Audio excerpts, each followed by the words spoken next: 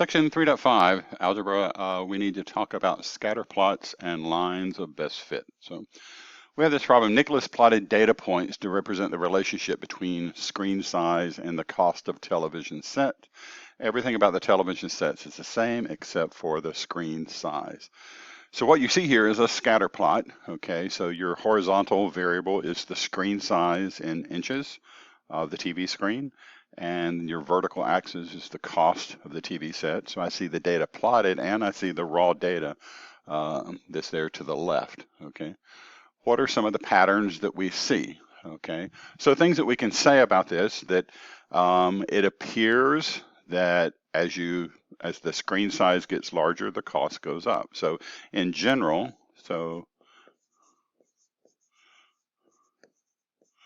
an increase in screen size in general, an increase in screen size accompanies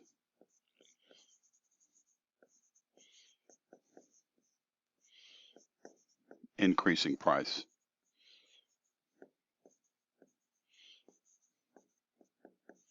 Okay, so in general, you just see that it's just an observation of the data. It's an overall observation. What is the general trend of the relationship?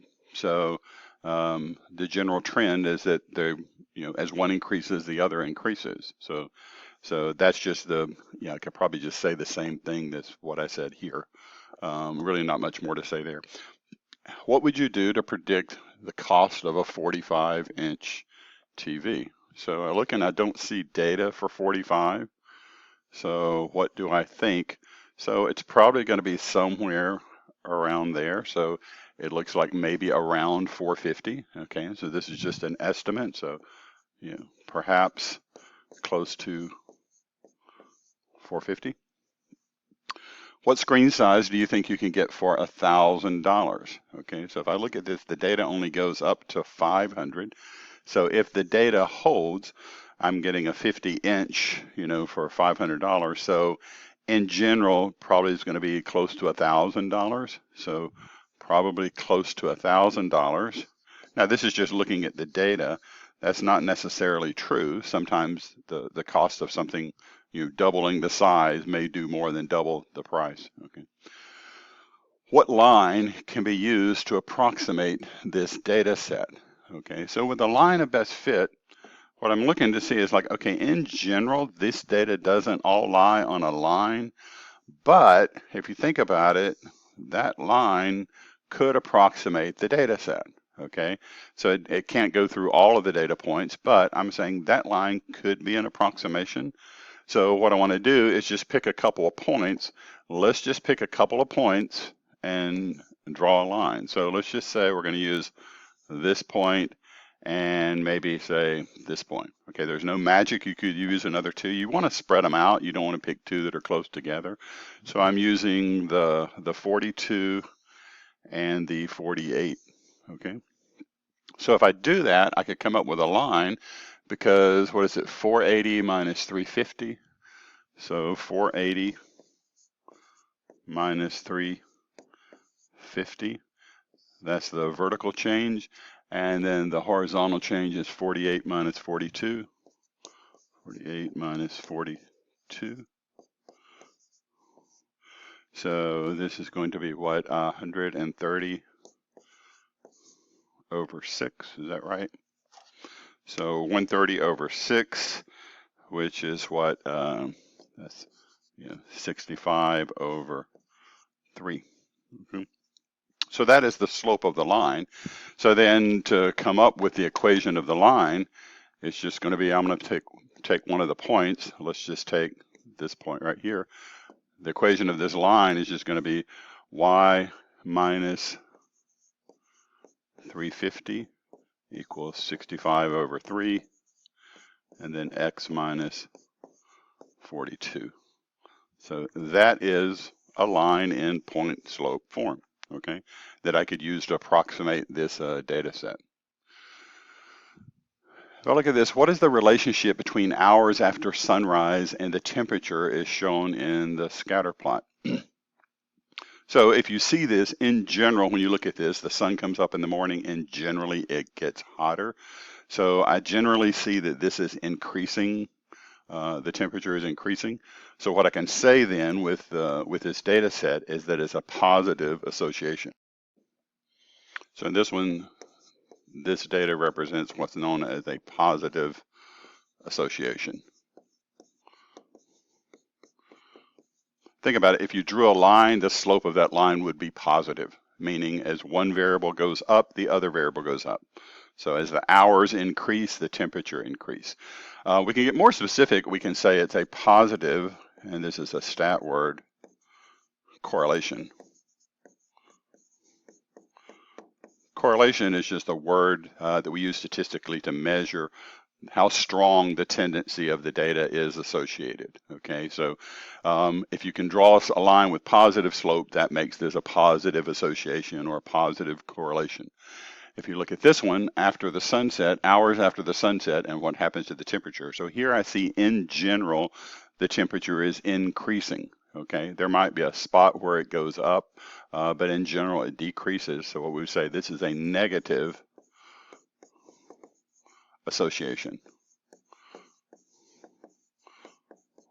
or a negative correlation. What would happen here if you drew a line of best fit to approximate this data, that line would have a negative slope. So it means as the hours go up, the temperature goes down. So one variable goes up, the other variable goes down as a negative association. If I look at data like this, if I was trying to model this with a line, there's just no general trend in this data. So there is no association here. I can't look at this data and say as one variable goes up, the other variable goes up. So this one's just not well fitted for a line. So if we look at some of the examples, this first one is a positive association or correlation. And this one has no association.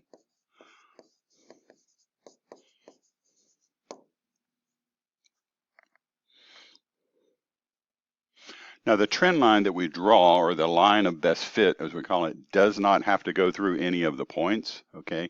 When we do this statistically, we try to minimize distances from the line. So I look and say, okay, I want the line that if I summed up all the distances from the points, actually we're summing the squares of those distances, I want that to be at a minimum, okay? But what we're doing for our purposes here, we're just going to pick a couple of points and go with that to create the line. So this is a positive association.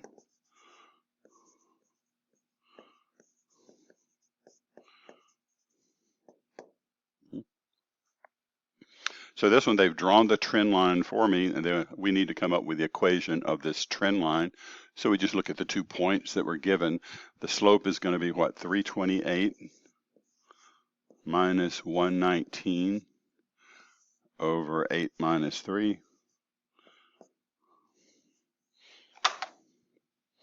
So 328 minus 119 is 209, so 209 over 5. So then the equation of this line is going to be y minus 119 equals 209 over 5, x minus 3. What would the trend line predict for an electric car sales in the year 2025? So this is years after 2010, okay? So 2025 would be 15 years. So I just need to plug in a 15 for my x variable. So this is just going to be what, y minus 119 equals 209 over 5. And that's going to be what, 15 minus 3. Okay. So that's going to be 12 times 209 divided by 5 equals, and then add 119, and I get 620.6. And that vertical variable is what? Number of cars sold in the thousands, okay? So I don't really have decimal numbers for that, so I would say this is about 621,000.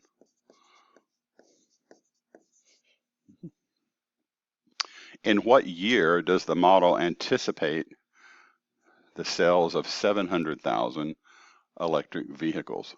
Okay, so again, the vertical variable is already in thousands, so 700,000 is just y equals 700.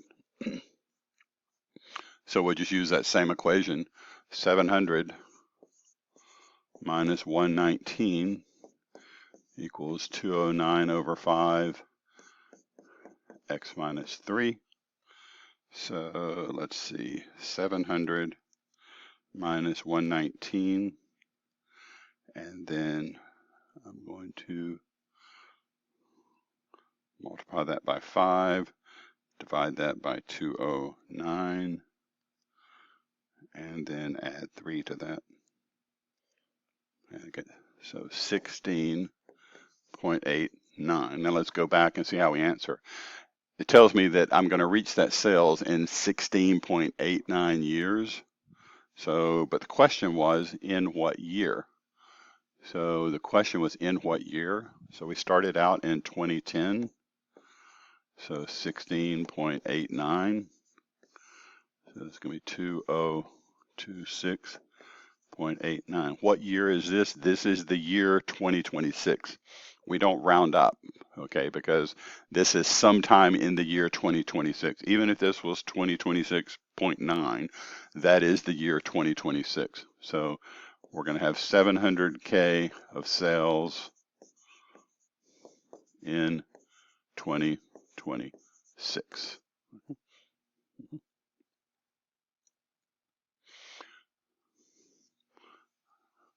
And this one is just another one you can do. This one has a negative association.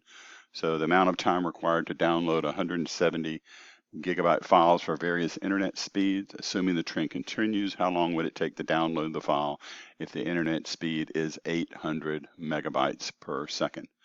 Okay, so in this one, this is a negative association.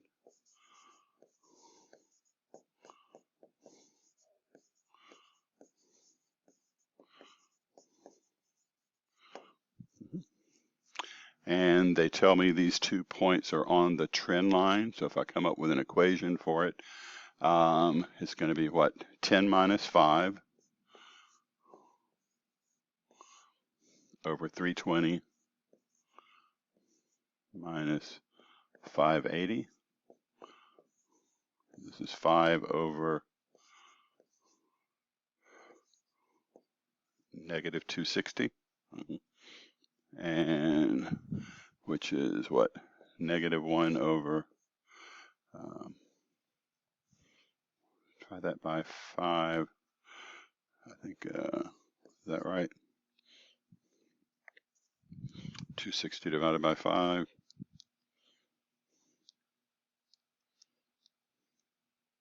Yep, so negative 1 over 52 is the slope of that line. So then the line is just going to be, what, y minus 5, negative 1 over 52, x minus 320.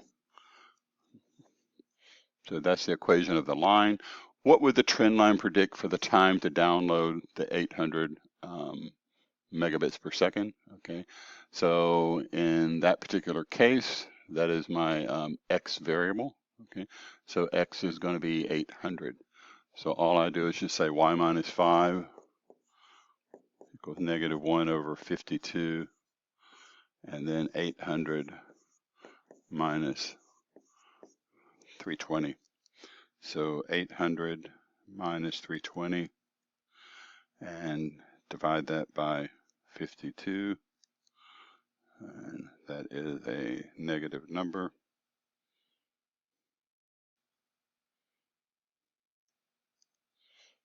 And then I'm just going to add 5 to that.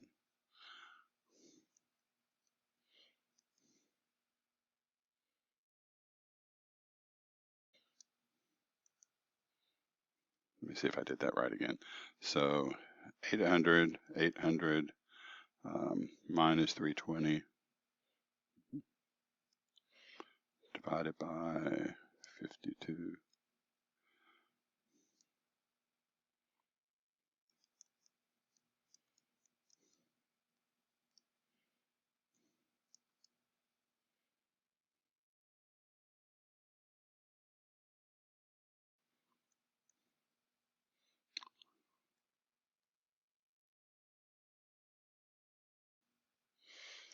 So what I get there is a negative 4.23. Just check that one more time. So 800 minus 320.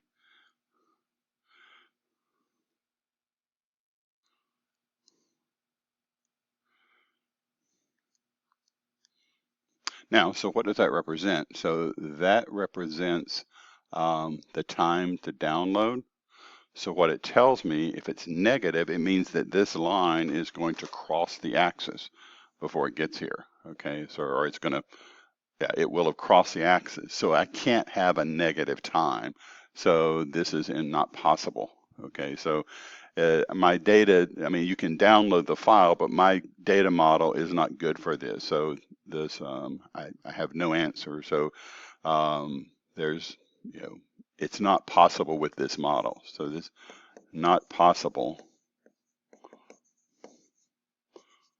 with this model. So this particular line goes negative. Explain in the context the meaning of the x-intercept. So the x-intercept is where it crosses the x-axis, okay? So what that would mean is it would say that the x-intercept means it takes 0 time to download something. Now we're going to get faster and faster, but we will never get to where it takes 0 time to download a file.